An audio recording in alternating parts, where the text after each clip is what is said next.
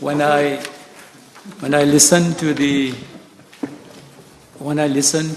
members of the other side, I asked one question: have they been under the trauma of a PCR test? And my second question is, have they been under the trauma of a family who has one of his loved ones being tested positive, going to the hospital and to Bigara on a one-way journey? What would this opposition have said if we had no PPEs, if we had no ventilators, if we didn't have enough ICU beds, if we didn't have enough tablets of hydroxychloroquine? It's very easy to come and say nothing was done. The honorable leader of the opposition compared islands. I would refer him to Mayotte, which is a French territory, to Maldives. I think, Mr. Speaker, sir, the most important thing, Mr. Speaker, sir, is that this virus is a terrible challenge to humanity, to our way of life, to our economy, and the world will not be the same again. You will have a post-COVID-19 world. And I would like to dwell on three things: uncertainty, responsibility, and solidarity. What an uncertain world we are living in today. It's not because we haven't had a case for the last 17 days, that we know what is going to happen. Can we know what is going to happen to France? One of the best healthcare systems in the world. It collapsed. The NHS is under criticism every day for the last 60 days. And what would have happened is our system had collapsed. We would have had people in the corridors of the hospitals. We would have to choose whom to put on a ventilator and whom not to.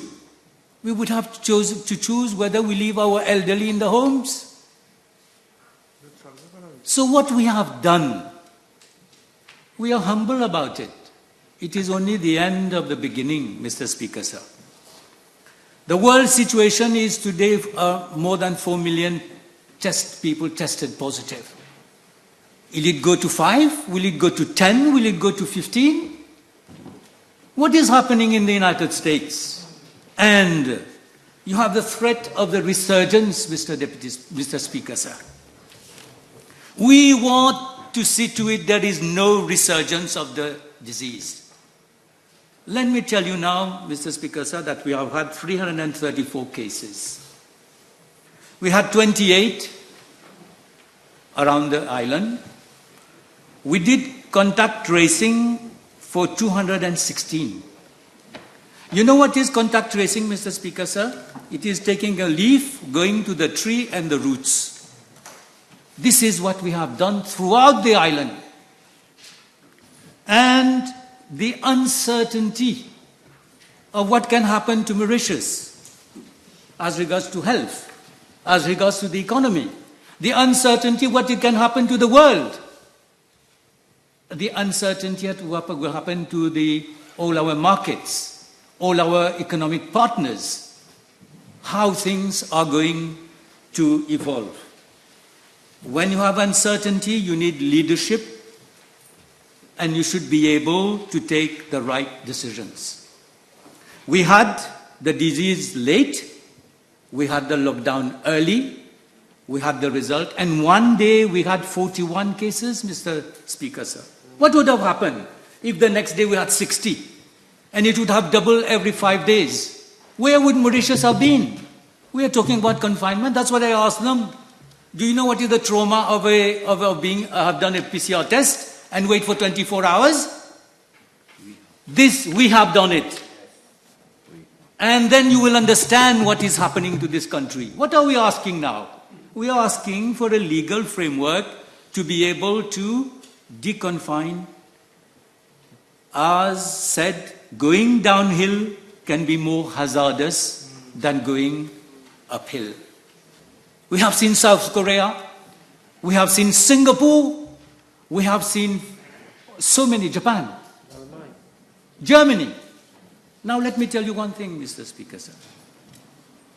83 people came from abroad, were tested positive and were treated. Our treatment level has been among the highest in the world. We treated 324 and 10 persons passed away. Mr. Speaker, sir, we have done about 40,000 PCR tests to see to it whether the virus is there. We have done now about another 50,000 rapid tests, which can be done in 30-40 minutes. So we have tested so far about 70 to 80,000 people. By the 15th, that is by Monday, we were doing about 5,000, 6,000, 7,000 tests per day. We would have reached about 100,000 tests. At the end of the month, we would have tested 150,000 people, maybe more. What does that show? It will show how the virus is spreading in Mauritius. They make as if this is not at all, they are not in that world at all. We say that the devil is in the detail, I will say the devil is in the demagogy. You make a total abstraction of the situation where we are in. And let me tell you, Mr. Speaker, sir, we airlifted 1,000 tons of medical supplies from Beijing, Guangzhou, Hong Kong, South Korea. We have today millions of tablets of chloroquine. We have today hundreds of thousands of tests. This is preparedness. This is vision in the uncertainty because we are in a haze. We're in a cloud. But we want to have one priority, the safety and health of our citizens. So we will have done by the end of the month about 150 to 200,000 tests. And then we would have an idea, we'd have a better visibility of the spread of the virus in Mauritius. And in the meantime, we need a legal framework to open the economy smoothly, slowly. Nobody has the magic formula of deconfinement. Do they have it in Britain? Have you seen how Britain has managed this crisis? Do they have a deconfinement system and miracle in France or in Germany? Nobody has it. Nobody has it. We have to be responsible. That's why I said my first issue was uncertainty. We are in a totally uncertain world. As regards to health, as regards to the economy, as regards to our social life, when are we going to go to school? We are seeing what is happening in Denmark, in France. When are we going to have a normal life? We don't know. So we have to be able to organize our view to some extent. Mr. Speaker, sir, I believe that by the end of this month, after having done about 200,000 tests, we would be in a position to take some decisions, major decisions for the economy, for the school, and for the life in general. Now, we have the responsibility. The first responsibility for us is to do the testing of the whole nation as far as possible, which is being done now in the UK, in France. What was the other challenge? Is to bring all the PPEs, the medicine, the medical supplies, to have the quarantine facilities, to have the treatment facilities, because that was the number one priority of the nation. Now we have to unlock the lockdown. And we have to bring the activities, we have to bring people to gradually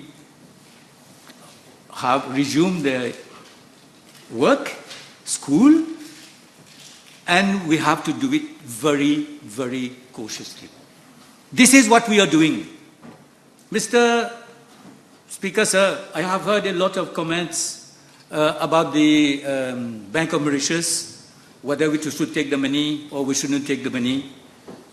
We know that other central banks are doing it. And I was amazed when I heard the leader of the opposition saying that we could go to the IMF. We refused the IMF medicine in 1982. We are going to refuse it now as well. We need to tread cautiously. He says so. We're angels, we're to tread. We need to tread cautiously, take the measures that we can, and shoulder our responsibility as regards to the vulnerable, as regards to those people who can lose a job. I heard the Honorable Xavier Duval making a lot of comments.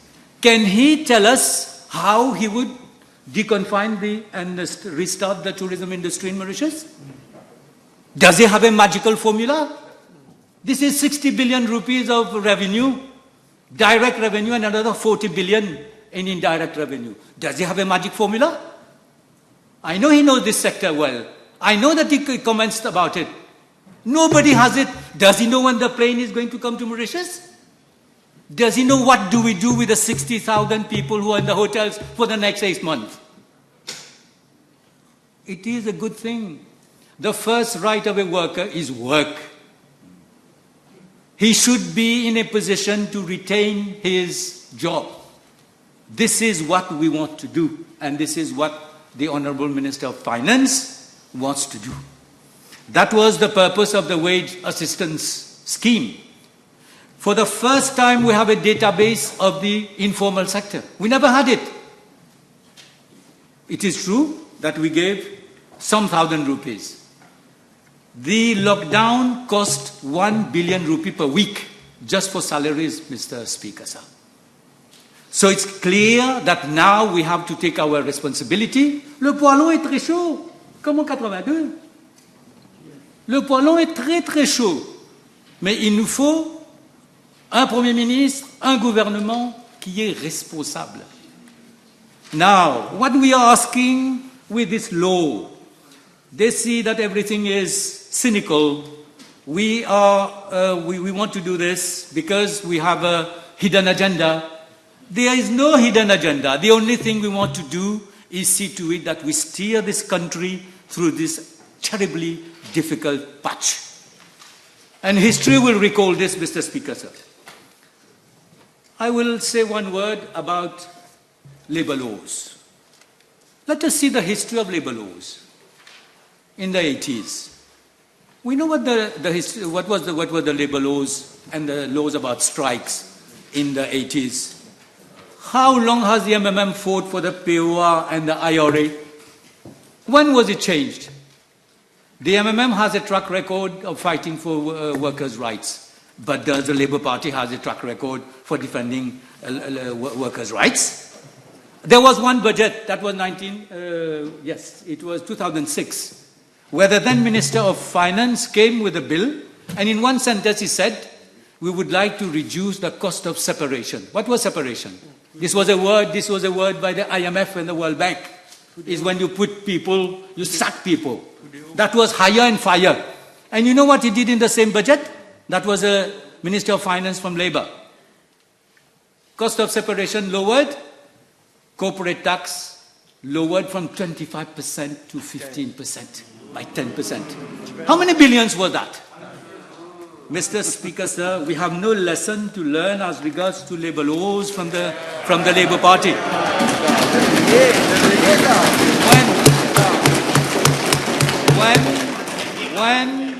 When the Honourable Banwari came with the new laws, the labour laws, we were here. And Honourable Sudan, he came with 34 amendments to that law. But they went because they had a majority. What we are asking to the workers, Isn't this the same minister who came with the workers' rights? Isn't it the same prime minister who came with the minimum salary, increase in the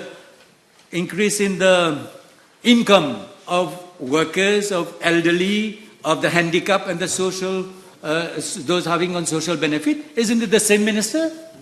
And that minister, he will come again. Dieu merci, comme my friend Honorable Kanu says. He will come again. He has given the reassurance that we have a terribly difficult patch and we have to go through it together. And as regards to my third item, which is solidarity. We have to be in full solidarity with the weaker classes, with the workers, and we should see to it that they share the burden equally. And I rely on the Prime Minister, and I rely on the Ministry of Finance to be able to do this, that we should share this burden equitably so that we can go beyond the difficult years, months, years to come. Mr. Speaker, sir, in the tourism industry, that industry has been having a good, I would say, a good revenue over the last 10 years. So that those who are in the industry should also share the burden together with the workers. In France, ils ont renoncé au paiement de dividendes, les compagnies qui marchent bien et qui sont profitables. Les grandes compagnies. C'est quelque chose que moi, je voudrais demander. Qu'il y ait un renoncement au paiement de dividendes pour qu'au moins il y ait un partage équitable de l'effort national et solidaire nécessaire pour sortir le pays de la situation où nous sommes. Mr. Speaker, sir, I would like to say one word about repatriation very before I conclude. We have thousands of Mauritians abroad, and it's increasing by the day. Because now a lot of people, because of a number of reasons, they want to be here because they feel safe in Mauritius. They want to be with their loved ones. But the thing is, it has to be orderly. And we have the facilities in quarantine, we have the facilities in the treatment centers, and then we have to have 150 to 200 beds for the health staff, because they are they are there to recuperate. So this is the challenge for us. I understand totally that each case is a tragedy. Now we are going to have another flight to London and to Paris. We are going to have another flight to Chennai and to Mumbai. We are thinking of Madagascar, and we are thinking of Australia. If we do all this, then we would have brought a good number of those who have been stranded. Then we are left with the cruise workers, and that is really going to be a tough one, but we have to find solutions for that, working with the cruise companies and see to it. But I think that by the end of May, we would be in a better position to have a visibility as regards to the spread of the virus in Mauritius, the situation, economic situation, and the lifting of the lockdown in countries like France, in Europe. We will be in a better position because as regards to airlines, as regards to flights, as regards to other facilities, Mr. Speaker, sir. To end, Mr. Speaker, sir, this is a very testing time. We can be very, as usual, do the usual politics about being in the opposition. We can do the usual, I said the devil is in the demagogy, la surenchère. But le poêlon est ici, le poêlon est chaud. And then vous avez besoin de quelqu'un qui a la poigne, qui a la vision, le courage et une équipe, ensemble avec le peuple, pour traverser cette phase. C'est ce que nous demandons avec ce projet de loi. Il n'y a rien de cynique, il n'y a rien de machiavélique, c'est seulement un cadre juridique qui devrait nous permettre de traverser une période extrêmement difficile. Voilà ce que j'avais à dire, Monsieur le Président. Je vous remercie de m'avoir donné la parole.